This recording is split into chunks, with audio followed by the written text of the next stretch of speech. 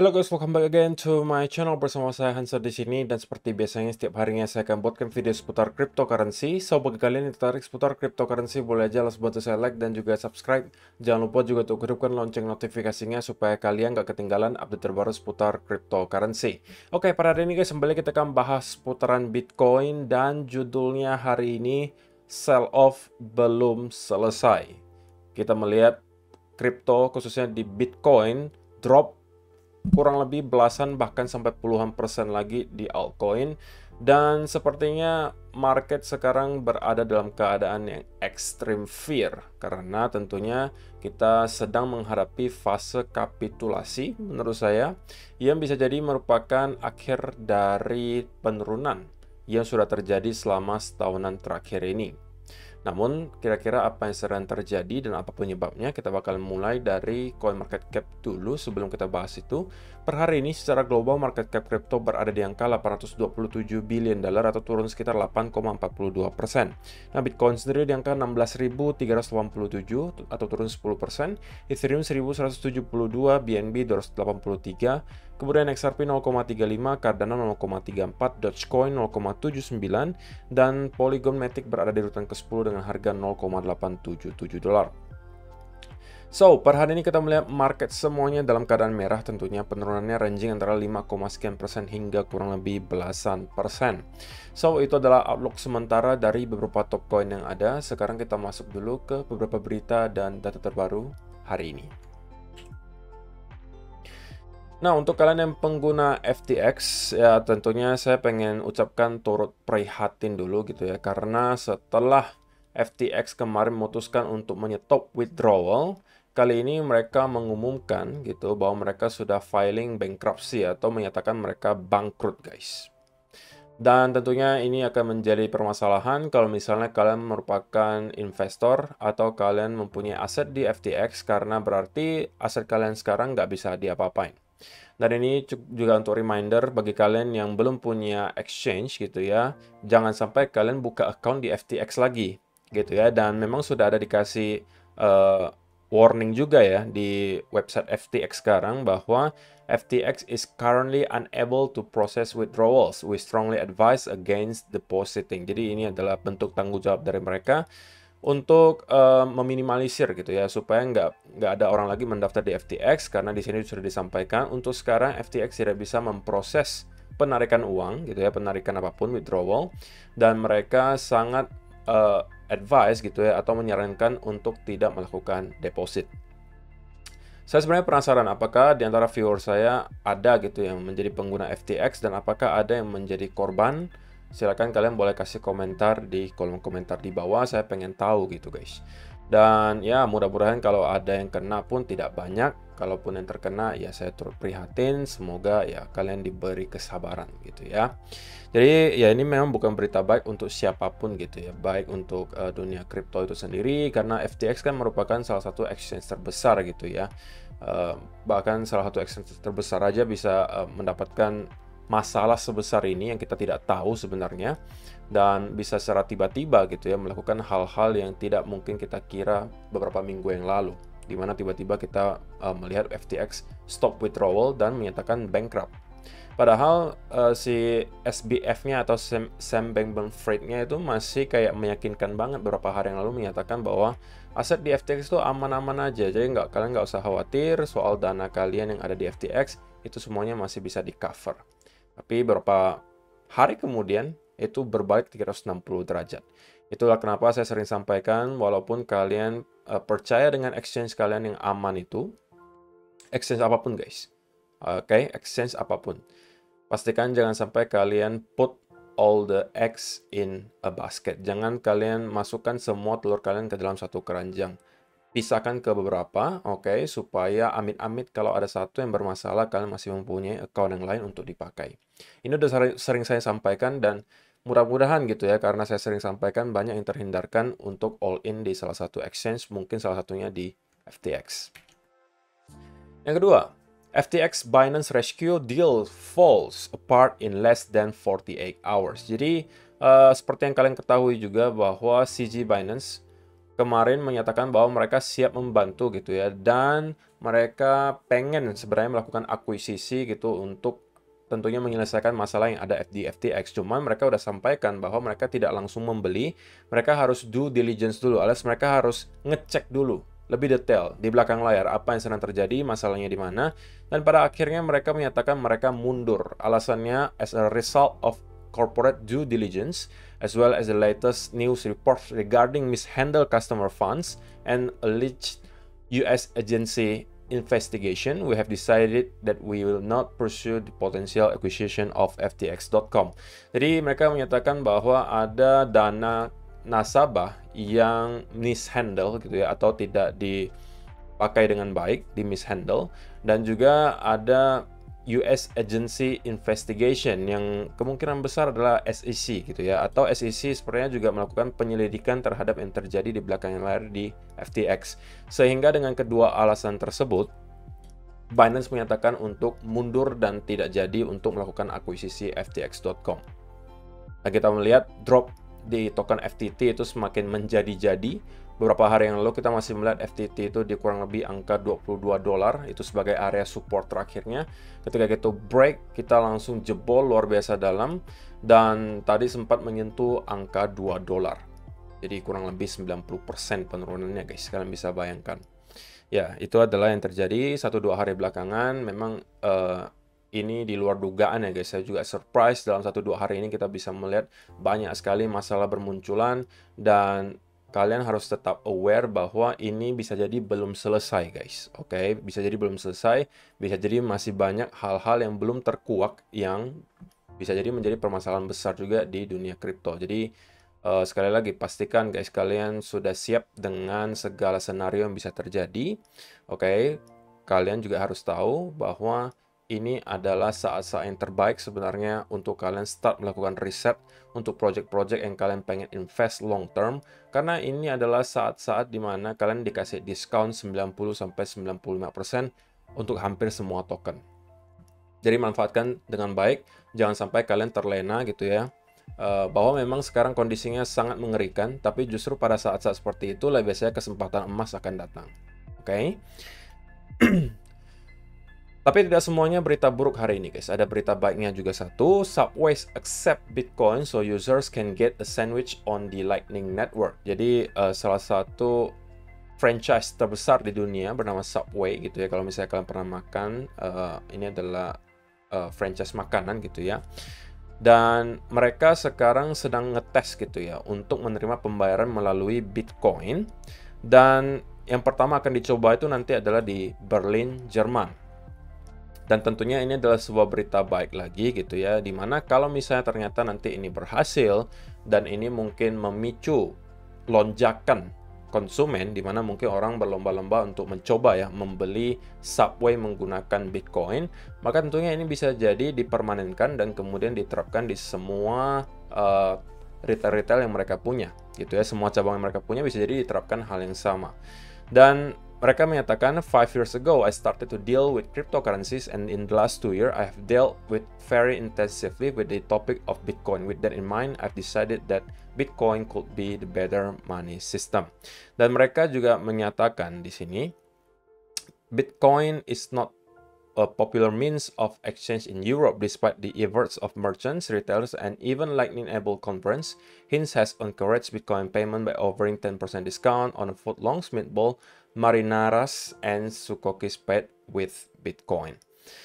Around the week, there was of course extremely high demand. Our three restaurant were frequently visited by people who like to pay with Bitcoin. Ini adalah juga sekali lagi salah satu alasan kenapa mereka ini banyak yang suka gitu ya untuk mencoba menerima pembayaran melalui kripto guys. Karena dengan melakukan hal tersebut itu sebenarnya teknik marketing juga untuk menarik ya orang-orang yang memang Bitcoin maximalis atau crypto enthusiast untuk mencoba bertransaksi menggunakan kripto di retail mereka.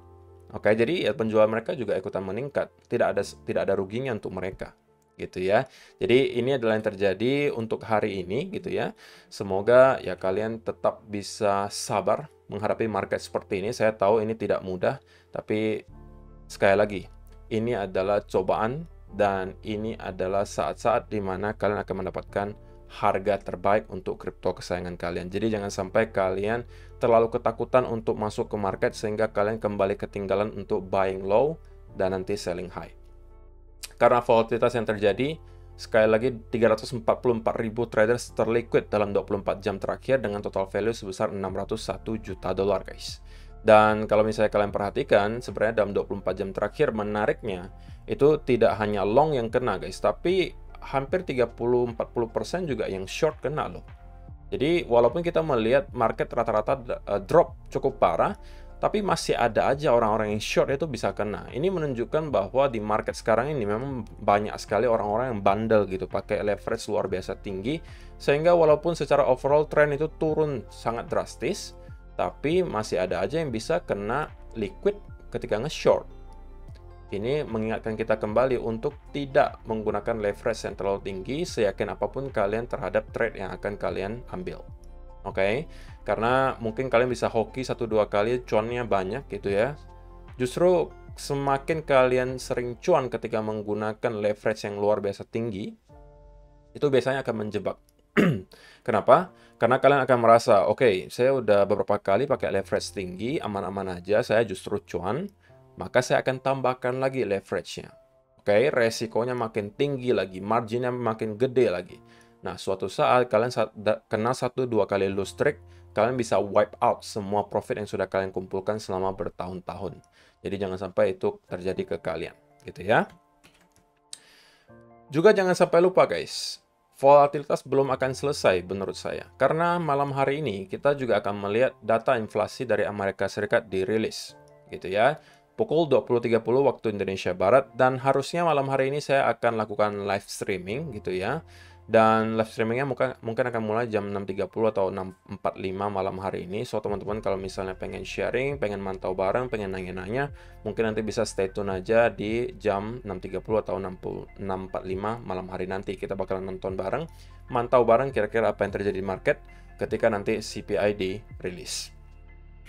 Oke, sebelum kita masuk ke chart, untuk kalian yang belum tahu gitu ya, MiTrade adalah salah satu partner di channel kita. Di sini kalian bisa trading di semua aset kelas. Untuk kalian yang pengen trading forex, komoditas saham, indeks maupun kripto, semuanya tersedia di sini. Sekali lagi, saat-saat seperti ini adalah saat-saat terbaik untuk kalian para traders memanfaatkan volatilitas yang ada dengan bisa trading di semua aset kelas. Tapi kalau kalian cuma punya account di exchange crypto, ya kalian nggak bisa manfaatkan kesempatan di aset kelas lain. Seperti mungkin contohnya dalam Meta di sini. Saya sampaikan kemarin kita berpotensi untuk mendapatkan bounce yang lumayan. Dan kita sebenarnya udah naik dari 87 ke 101 guys. Jadi udah kurang lebih 15%. Walaupun tidak sempat menyentuh ke area yang kita mau ya di 83-an, tapi kita udah terlanjur bounce. Tapi ini adalah contohnya guys, dimana kalian bisa manfaatkan kesempatan-kesempatan yang ada. Dan jangan salah, sekarang di stock market juga pergerakannya per harinya bisa sampai belasan persen loh guys. Jadi ini adalah saat-saat yang baik untuk kalian start trading kalau misalnya kalian merupakan trader. Terlebih lagi, saya lagi adakan kerjasama dengan MiTrade, di mana setiap orang yang mendaftar di MiTrade dengan link yang ada di kolom description box di bawah, kemudian melakukan deposit sebesar $50 minimal, dan aktif trading, oke. Ketika dinyatakan valid dan benar-benar trader oleh MiTrade, maka kalian akan dapat hadiah langsung Rp200.000 ke rekening kalian, cash.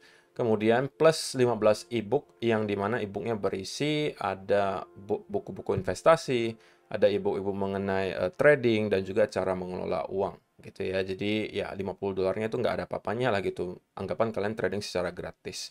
So, itu aja. Kalau misalnya kalian tertarik, silakan kalian klik link yang ada di kolom description box di bawah untuk mendaftar di MiTrade. Sekarang kita langsung masuk ke chartnya Bitcoin guys. Dan saya pengen mulai dari daily chart terlebih dahulu.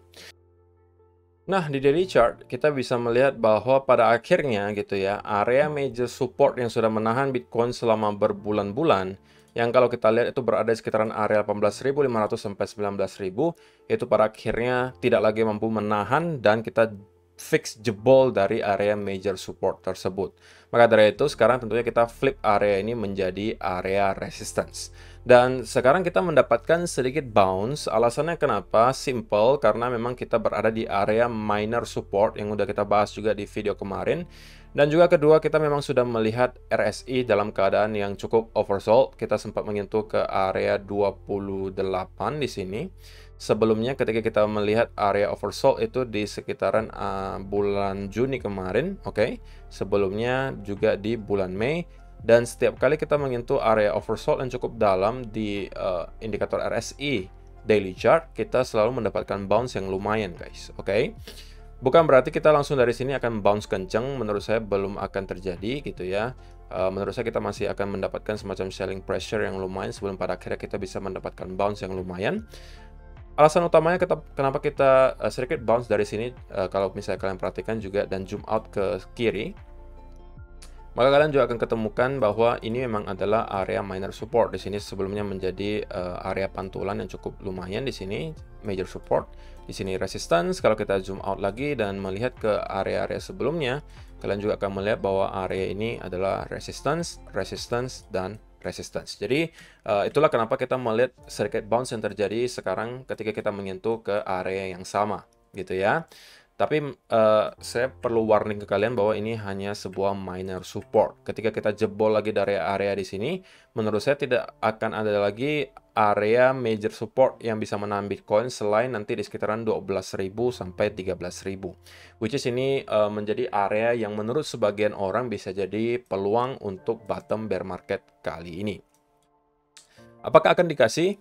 Who knows, guys. Karena biasanya gitu ya, sekali lagi biasanya ketika udah banyak orang yang expect sesuatu akan terjadi di Bitcoin, itu nggak bakalan terjadi. Oke, jadi itu yang perlu kalian keep in mind juga.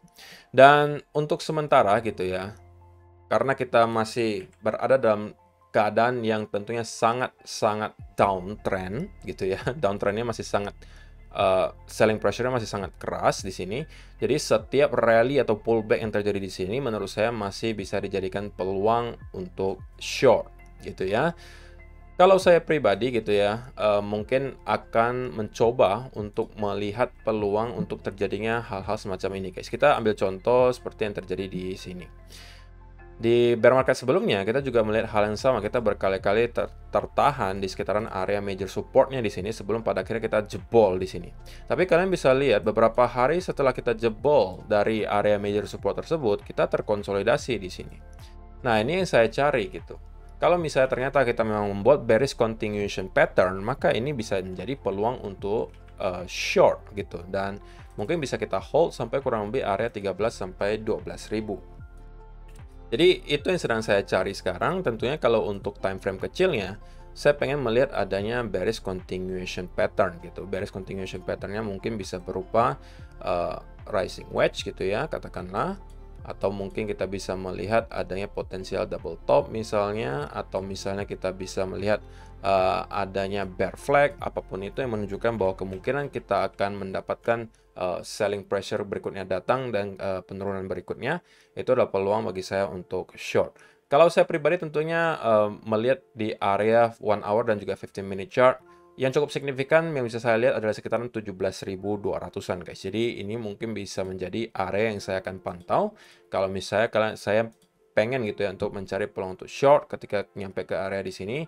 Ketika saya mendapatkan ada indikasi bahwa bear sudah kembali masuk dan bull sudah kesulitan, misalnya kita juga menemukan ada bearish reversal pattern, maka saya pribadi mungkin akan mencoba peluang untuk short dari sini. Oke, sesimpel itu ya guys. Jadi untuk sementara tentunya biasnya masih dalam keadaan bearish. Ingat, kita jangan sampai terjebak untuk menangkap pisau jatuh gitu ya. Itu memang tidak disarankan. Tetapi kalau misalnya kalian memang sudah planning dari berbulan-bulan yang lalu untuk membeli di area tertentu, sekali lagi eksekusilah. Oke, jangan sampai emosi membuat kalian ragu, kemudian kalian tidak mengambil kesempatan yang ada di sini. Karena sekali lagi guys, menurut saya pribadi, oke, kita sudah sangat dekat dengan area bottom bear marketnya. Kita nggak tahu di sebelah mana, tapi menurut pandangan saya harusnya sudah dekat. Kalau kalian punya planning di sebelah mana, eksekusilah. Jangan sampai kalian kembali ragu dan malah justru ketinggalan kereta. Saya tidak katakan bahwa kita tiba-tiba akan langsung reversal dari sini, enggak gitu ya. Tapi saya cuma pengen pesan kalian jangan sampai nanti sudah sangat jelas kita kembali ke tren bullish, baru kalian sadari bahwa kalian sudah ketinggalan kereta. Dan juga jangan sampai karena sesuatu hal yang membuat kalian takut untuk masuk, mungkin karena keadaan market kalian lihat sekarang, waduh kok ngeri kok sekarang masuk, karena ada potensi perang dunia ketiga, karena ada potensi bangkrutnya misalnya FTX, ada masalah yang lain dan bla bla bla bla bla, membuat kalian merasa oke, ini harusnya kita bakalan drop lagi lebih jauh, lebih jauh, lebih jauh, dan lebih jauh. Jadi kalau misalnya itu adalah mindset kalian nggak bakal masuk-masuk gitu. Cara terbaiknya ya seperti apa? Kalau misalnya kalian pun takut banget untuk masuk ke market, tapi kalian memang sudah punya plan untuk masuk di angka tersebut, at least kalian ambil sebagian gitu. Kalau misalnya kalian punya jatah harusnya $10.000, ya mungkin kalian masukin 3.000. At least ada exposure di market gitu guys. Oke, dollar cost averaging. Supaya ya kalian kalaupun ketinggalan kereta, at least kalian punya lah sedikit gitu ya. Dapat cuan sedikit. Tapi kalau misalnya kalian tidak lakukan sama sekali dan kalian terlalu takut untuk masuk ke market, ya menurut saya itu yang agak sulit gitu. Karena sekarang sekali lagi kita sudah memasuki area bottom bear market, harusnya area bottom bear market, dan ini adalah saat-saat terbaik untuk start melakukan akumulasi di koin apapun guys. Kalian bisa cek koin kesayangan kalian yang manapun, harusnya rata-rata sudah drop kurang lebih 90-95%. Oke. Kalian mau ngomong H-bar misalnya, H-bar kita sudah drop kurang lebih 91%. Oke. Atau kalian mau Cardano misalnya, Cardano kita drop berapa? Cardano kurang lebih juga sempat menyentuh 90% kurang lebih. Yaitu intinya guys, dimana kalau misalnya kalian udah dikasih diskon 90%, kalau tidak diambil lagi dan kalian baru mengeluh ketika kita di all time high baru, ya menurut saya itu udah salah kalian gitu. Kalian udah dikasih kesempatan selama ini untuk beli di harga murah, tapi kalian nggak ambil hanya karena kalian beralasan takut untuk masuk ke market. Itu juga yang terjadi di setiap bottom bear market guys. Kalian nggak akan dikasih keadaan yang mudah gitu untuk membeli. Kenapa? Karena kalau misalnya tidak ada masalah apa-apa di bottom bear market, ya semua orang bakal membeli gitu di sekitaran sini. Tapi di sekitaran area di sini, sentimennya juga sama seperti sekarang, di mana orang-orang semuanya pada takut masuk ke market karena berbagai alasan. Tapi itulah justru saat-saat terbaik untuk melakukan pembelian. Jadi itu yang perlu saya sampaikan untuk video hari ini guys. Semoga bermanfaat untuk kalian semua. Terima kasih yang sudah menonton sampai selesai dan kita bakalan ketemu lagi di video yang berikutnya. Bye-bye.